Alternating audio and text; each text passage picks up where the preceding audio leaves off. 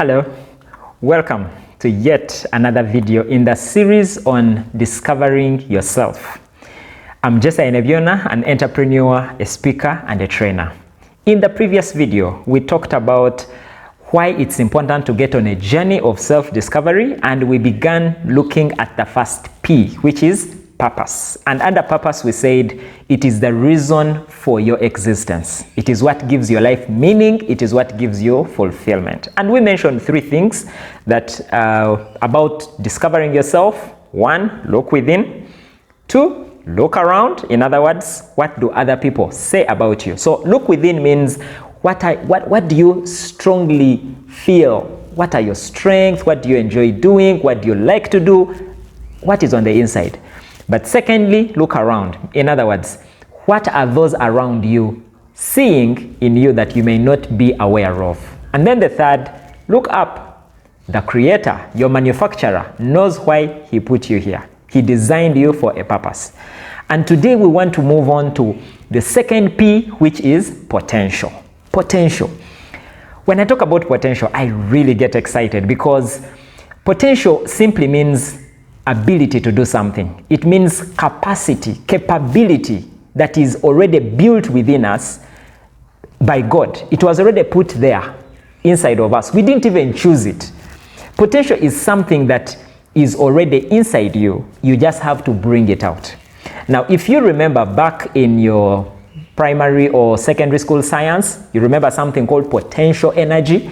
Potential energy, back then we said potential energy is energy possessed by an object at rest. So it is energy, but the object is at rest. So that is potential. It is that ability, it is that capacity, it is that capability for you to do something, but it is just hidden within you. It is just there. I just want to mention here at this point that all of us have got potential for something. All of us have got potential for something. But I like to relate that with what we talked about in the previous video, purpose, because I like to mention this statement that whatever you were born to do, you were built to do it.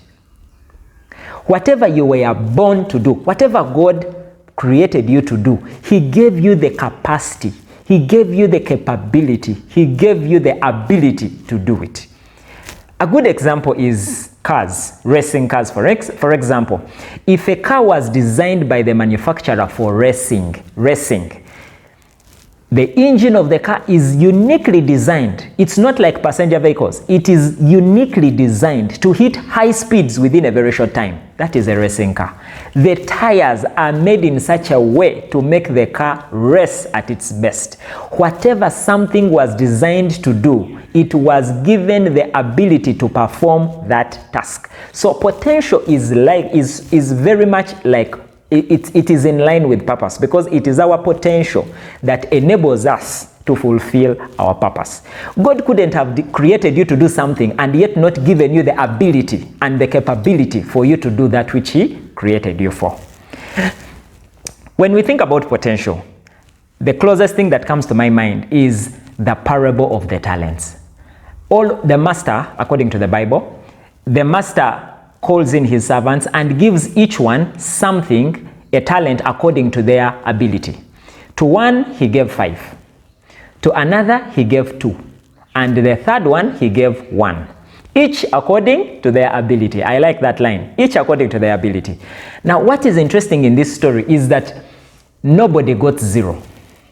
Everybody got something. That simply tells you that everybody that you meet has got something special about them.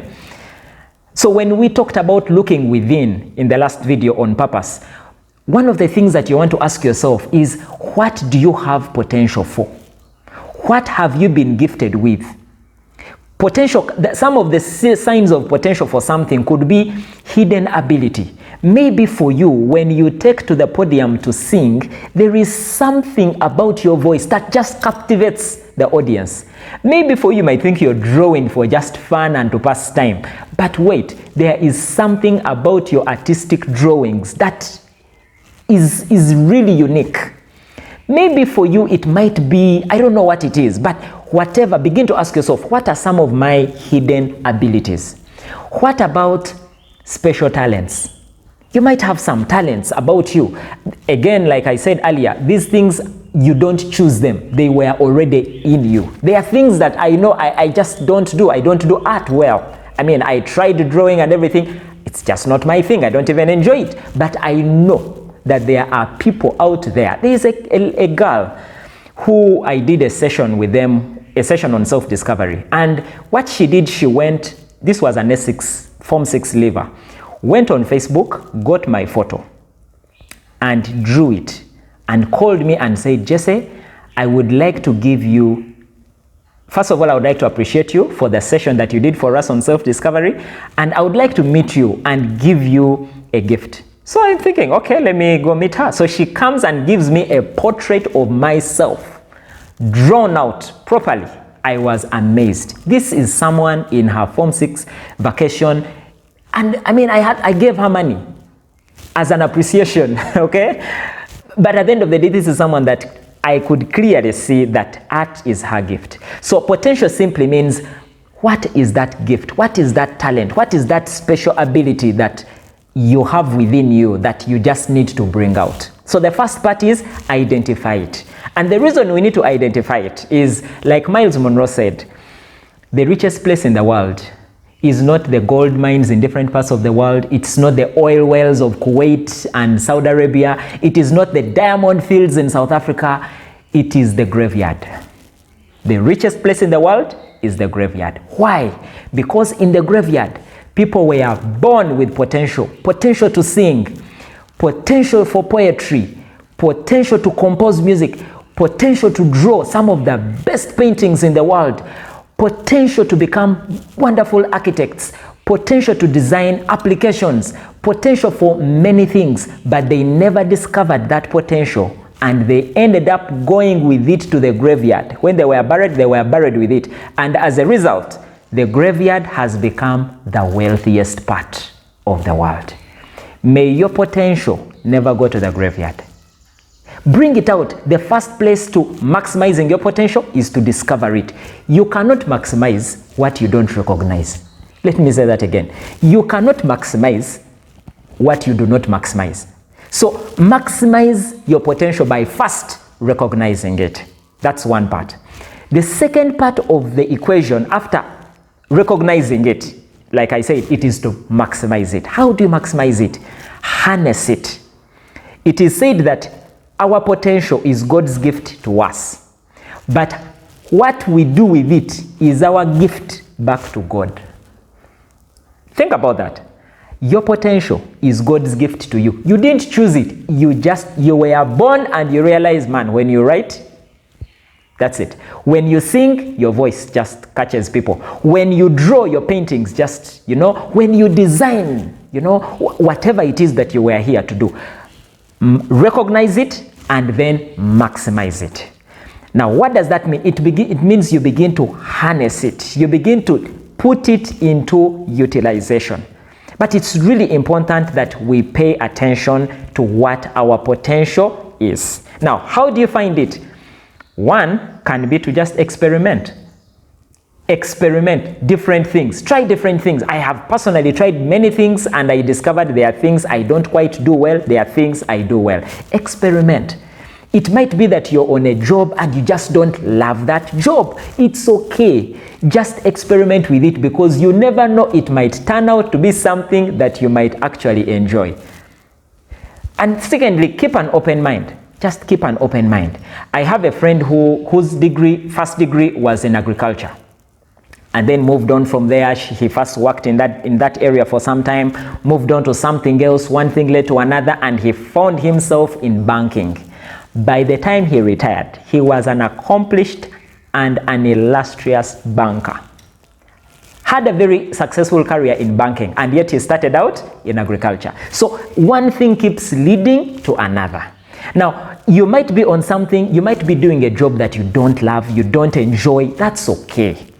The most important thing is you need to remember that what you're doing right now may not be what you were born to do, but it will lead you to why you are here. It will lead you to where you want to be. So it may not be the ultimate, but you can use it to get to where you want to be. So my advice is, rather than rushing to leave that job, because oftentimes when you have a passion, it may not be that you might be having a job doing something you don't quite enjoy, and yet you have this other thing that you really love. Jim Rohn says something very important. He says, work full-time on your job and part-time on your passion. Let me say that again. Work full-time on your job and part-time on your passion. Because your job is like your training ground. It is like your internship, paid internship. You go to your job and learn how that place works.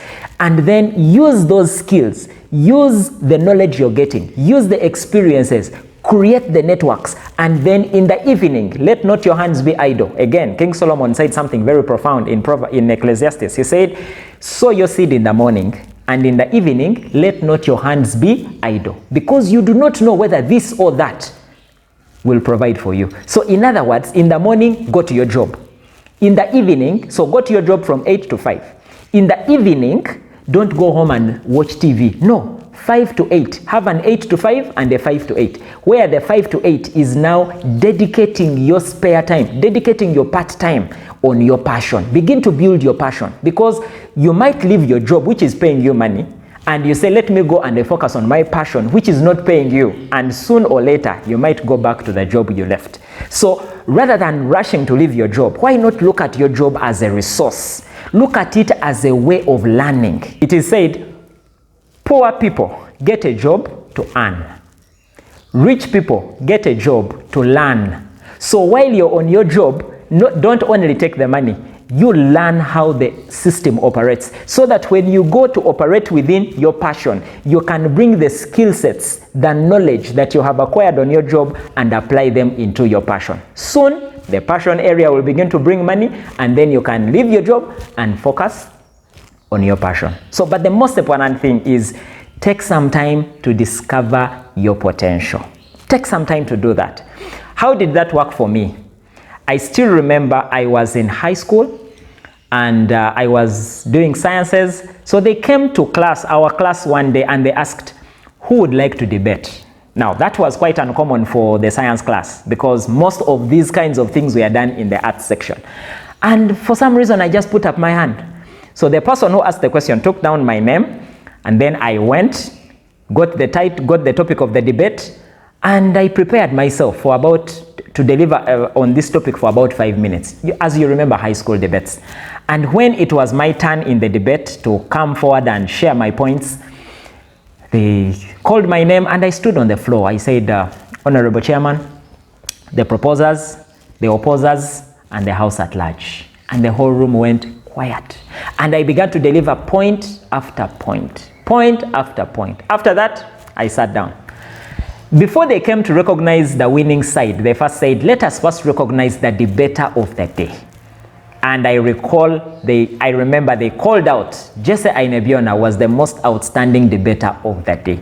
That was how I discovered that I had a particular ability to communicate. It was because I shot my hand up and experimented. Now, since then, I have worked deliberately on my craft to become a better speaker. And that is exactly what I'm going to be talking about in the next video, which is going to be our third P. So, see you in the next video.